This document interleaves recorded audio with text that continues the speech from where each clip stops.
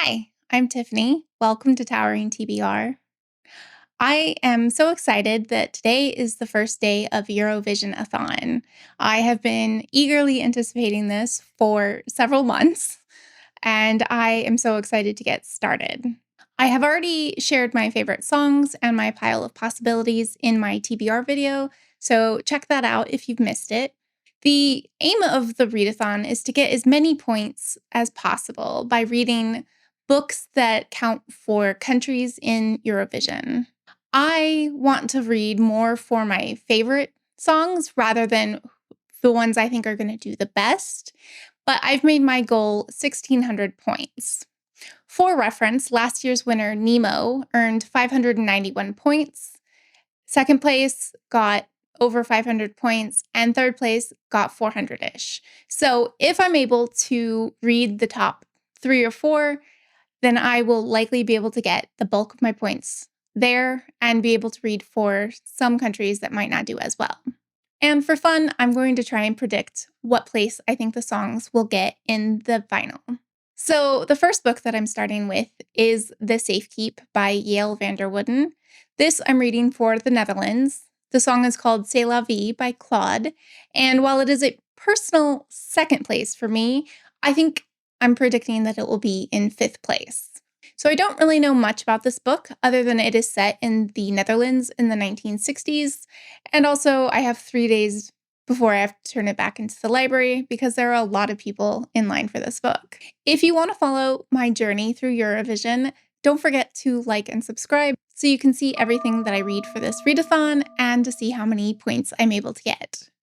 I'm also excited to chat with you in the comments about the books and about Eurovision in general. Who do you think is going to win this year? I will come back to you after I have my initial thoughts on The Safekeep. Hey, so I have read the first 96 pages of The Safekeep, and I thought I'd share some of my thoughts. We start out with meeting Isabel. She is very unlikable. The first scene, she is meeting 2 of her brothers at a restaurant, and when one of her brothers brings his girlfriend, she gets really upset and is downright rude to her, saying like, "Oh, they don't have enough chairs," or "I only made this reservation for 3." And she's just super, like, she just doesn't seem to like people. She's also very set in her routine, and she obsesses over things in the house. She is living in her mother's house after her mother has died, and she obsessively counts like the silverware and other things, and has gone through like a bunch of maids because things keep disappearing and she keeps, accusing them of theft. And basically, even though Isabel is incredibly rude to Eva, her brother's girlfriend, he basically says like, "Hey, I need you to let Eva move in with you for like a month because I'm going to go to work and do this out of town thing." And she basically says no.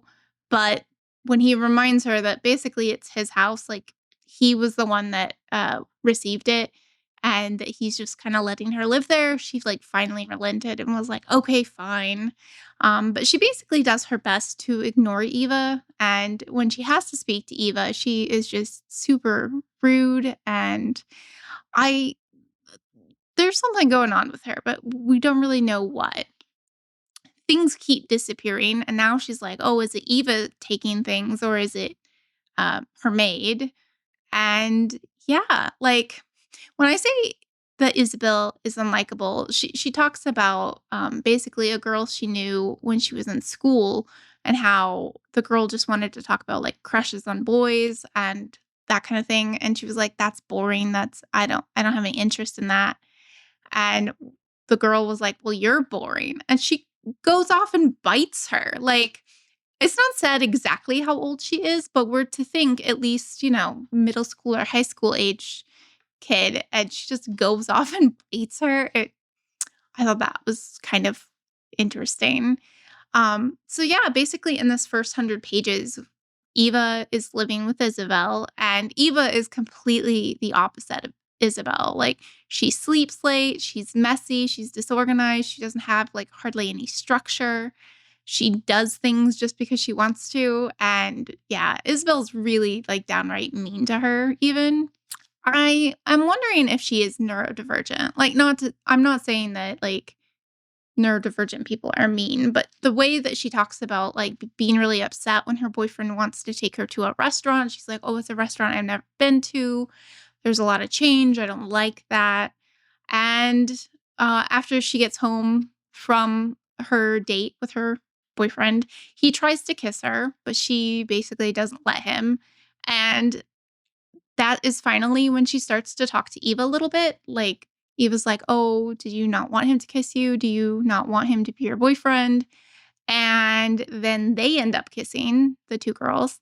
And she's just utterly confused. She's like, "I don't even like her." Like, so we're basically just learning about this family. And um, this is set in 1961. And her other brother, the one who doesn't have a girlfriend, is actually gay. He is living with a man called Sebastian. And she's not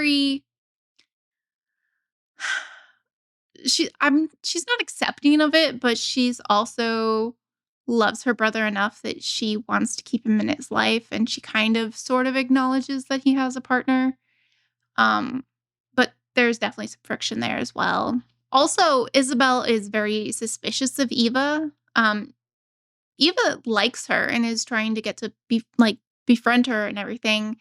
And she's like, "Why are you so determined to hate me?" And she's like, "Oh, I'm not determined to hate you. I just do it without even thinking about it." Like, she's like, "No determination needed." And yeah, so I don't I don't really know where the story is going, but Isabel definitely doesn't seem super well, and things keep going missing. And now I don't know if that's something that's like in her head, or if somebody's like kind of doing this to make her upset. I'm not really sure. So yeah, this is due back at the library tomorrow, so I'm gonna crack on and read some more, and I will let you know my final thoughts once I have finished it. Hey, so I have not been feeling very well, and so I've gotten a little bit behind on my filming. So I think I'm going to extend this to a 2-week vlog instead of a 1-week vlog. So let's catch up.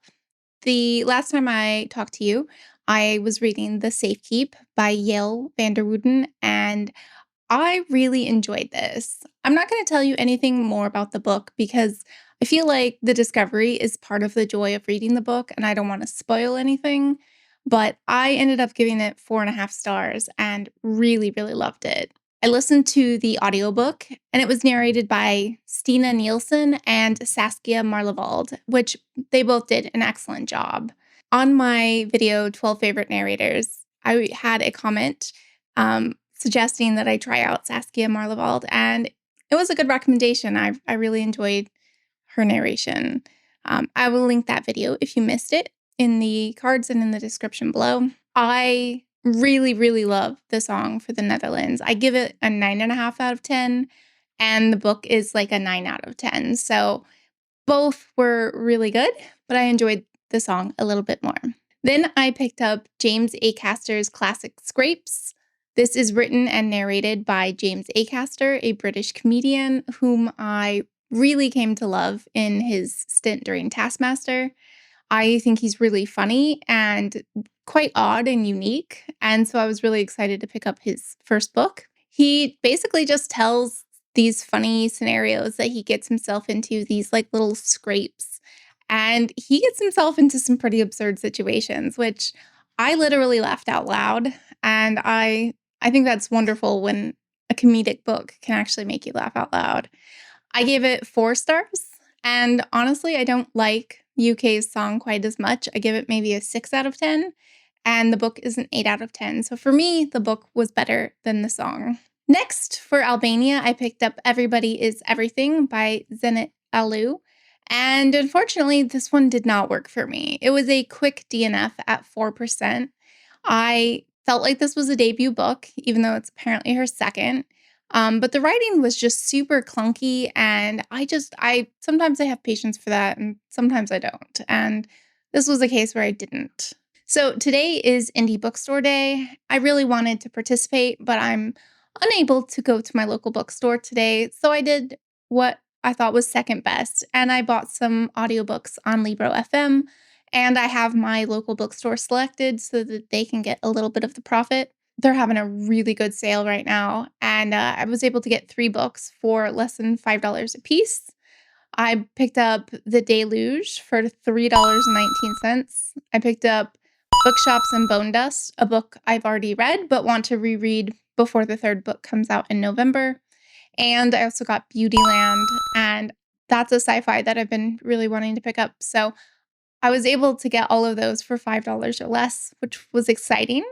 And then I decided to spend some credits on just books that I wanted. So the books that I got, 2 of them I had read before. The first is Anyone's Ghost by August Thompson. This was my absolute favorite book of last year, and I'm very excited to have the audiobook now. I will try and link my favorites few so you can hear more about that book if you're interested. The other book I purchased that I've read is Lola in the Mirror by Trent Dalton. I will try to link my review for that too. I really love it, and I think the Australian accent just really makes the audiobook even better. So I got 4 audiobooks that I haven't read yet. They are The Killing Moon by N.K. Jemisin. I read the Broken Earth trilogy last year and absolutely loved it. So this is the first book in her duology. I also got Nesting, which is about a woman trying to escape a domestic violence situation. And I'm pretty sure this book is on book prices because I've heard about it a lot. I also got Good Girl by Aria Aber, which is also on some shortlists. That one I might be able to use for Germany since it's set in Berlin. And the last one I bought was Retreat by Kristen Ritter. Kristen Ritter is best known as an actress. She's been in so many things. You might know her from Gilmore Girls or Jessica Jones or uh, Don't Trust the Bee in Apartment 23. I read her first book a couple years ago when it came out, and I really enjoyed it. So when she put out the second book and the fact that she's narrating it herself, I just had to snap it up. I bought 9 books, and I'm really excited for them. And yeah, I hope you are having a good time for Indie Bookstore Day 2 and hope you've gotten lots of good stuff. If you did, let me know what you got because I'm curious. Okay, back to business. I have now picked up my next book, Geneva by Richard Armitage. I mentioned in my narrator video that I loved Richard Armitage's narration. And so when I found out he wrote a book and narrated it, I decided I had to pick it up. It is set in Geneva, so it counts for Switzerland. And yeah, so far I'm only about 20% in, but we're following this woman, Sarah. She is this Nobel Prize winning genius, some sort of scientist, and she has just found out she has Alzheimer's. And this is devastating, one, because she's not that old, but her father was also diagnosed with Alzheimer's and he no longer recognizes her. So she kind of has this mirror of what might happen in front of her. Her husband decides he really wants them to go to Geneva to the scientist conference. The people running it basically want Sarah's endorsement of this new invention. We don't know what it is yet, but I have to assume it's something to do with the brain or Alzheimer's or something like that. She just found out she has Alzheimer's and flies off to a different country because her husband basically insists that they go. He is all sorts of red flags. He is incredibly churlish when she receives this really big welcome in Geneva. And he's like, well, it's not my fault. I'm not brilliant. Yeah, I don't know what he's going to do, but I'm suspicious of him. He is kind of acting like a big toddler and just throws tantrums to get his way. Like, and she's traveled, she's sick, she doesn't feel well, and he's like, let's go, let's do these things. And she's just like, can you just not give me a break? Like, but it always has to be about what he wants. And yeah, he's super selfish. But I have a feeling he might be working with the people putting on the conference because like they really wanted her to go and he basically insisted she go. So I'm suspicious. I just don't know of what yet. But I'm glad I'm picking it up. I really feel like I need a fast-paced book right now because my head is just not in the best space. And so I want to be just consumed by a book. And so far, it's doing a good job. Armitage narrates, as well as Jane Perry and Nicola Walker. And so far, it's really good. I'm curious to find out what will happen. So I will come back to you once I've done that. Hey, so I have now finished Geneva by Richard Armitage, and I think I'm going to give it 2 stars. Unfortunately, this really didn't work for me. So I mentioned that we have a character, Sarah, who has just been diagnosed with early onset Alzheimer's, and she is basically pestered by her husband to go to Geneva so that she can go endorse a new biotech creation. For the most part, I was really interested with what was going on. So I thought I would probably give this book 3 stars. It's, enjoyable to read. I'm tense. I want to know what happens. But honestly, the ending was a huge letdown. The motives of the people that were causing harm really didn't make a lot of sense. And I felt like the author tried to give characters multiple motives without really doing any of the work behind it to like make it seem reasonable.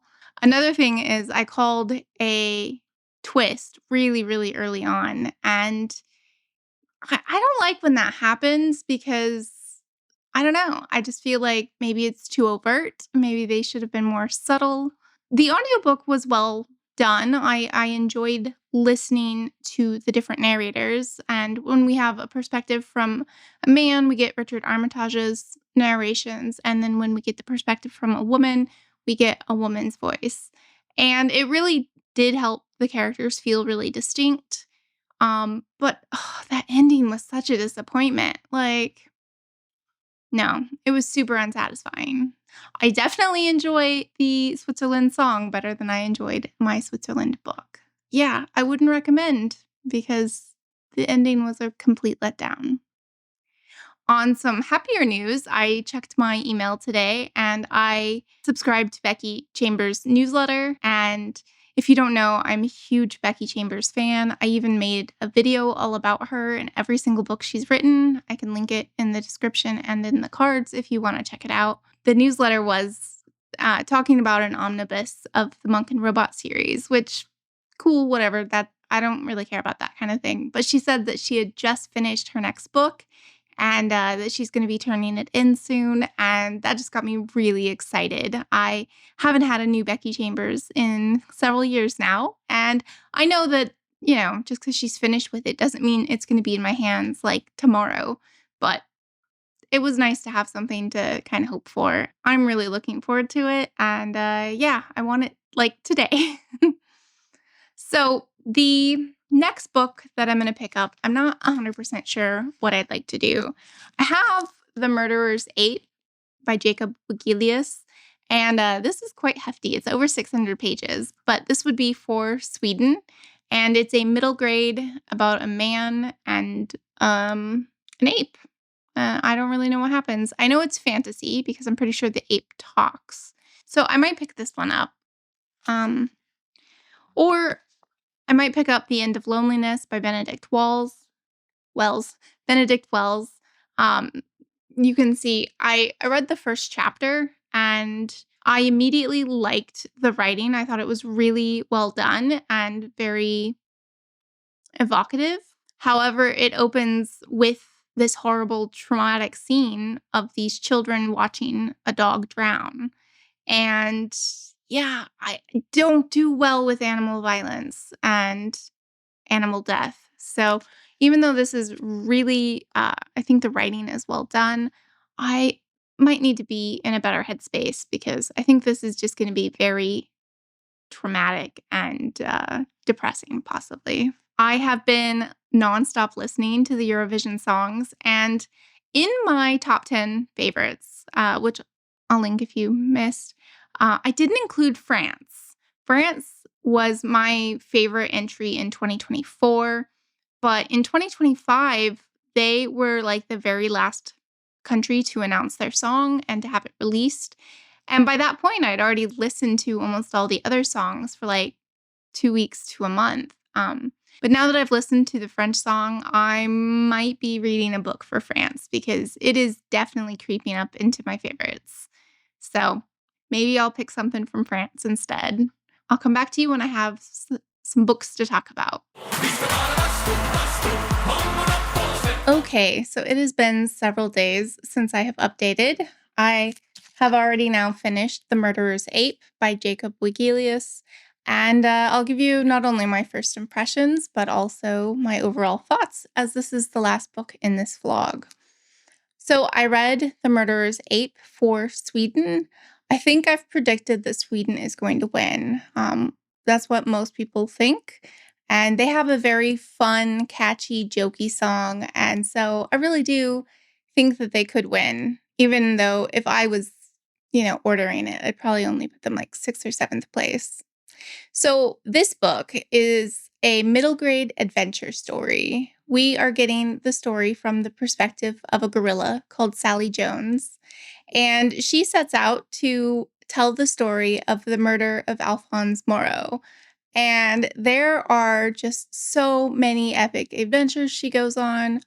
And it was fun. I never really knew where the story was going, but it was always quite interesting.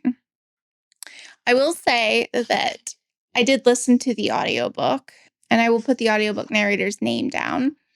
I like that you get these pictures of like the main characters. I thought that was quite a ton of fun. And because it's an adventure, there's also a map. So I enjoyed it. I think I'm going to give it 3.75. Now that I'm on Storygraph, I can be very specific. I always wanted to know what was going to happen, but I was never, raring to go so much that I'm like, I just can't put it down. So 3.75, I think, represents it pretty well. So Sally Jones decides to write the story of the murder of Alphonse Moreau, and it starts with her and her friend called Henry, and they are on a boat, and Sally Jones is the engineer. And they are given a task to ship some tiles to an unknown party. But they figure out that they're not actually shipping tiles, they are shipping weapons. And a lot of stuff happens after that. I will say that there was one tiny thing that really annoyed me, and it's that the gorilla drank milk. Like, that's just not a thing.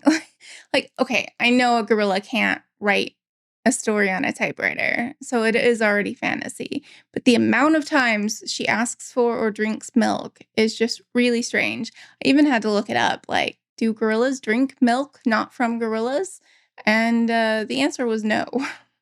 So I don't know why that rubbed me the wrong way, but it was a slight irritation. However, I love the character of Sally Jones. I love the character of Anna. And I just thought this was an epic journey, and I would recommend. So that is going to conclude this first half of the vlog. So I've read for 4 books. I've read the Netherlands, the UK, Switzerland, and Sweden. I was hoping to get 5 because my goal is 10 and we're at the halfway point, but that's okay. I just have to roll with what my body allows me to do. Also, make sure to look out for vlog number 2, which I will be starting as soon as this one's up. I would love to know what you're reading. Are you participating in this? Are you watching Eurovision? Let's have a chat down in the comments below. Thank you so much for joining me. Bye.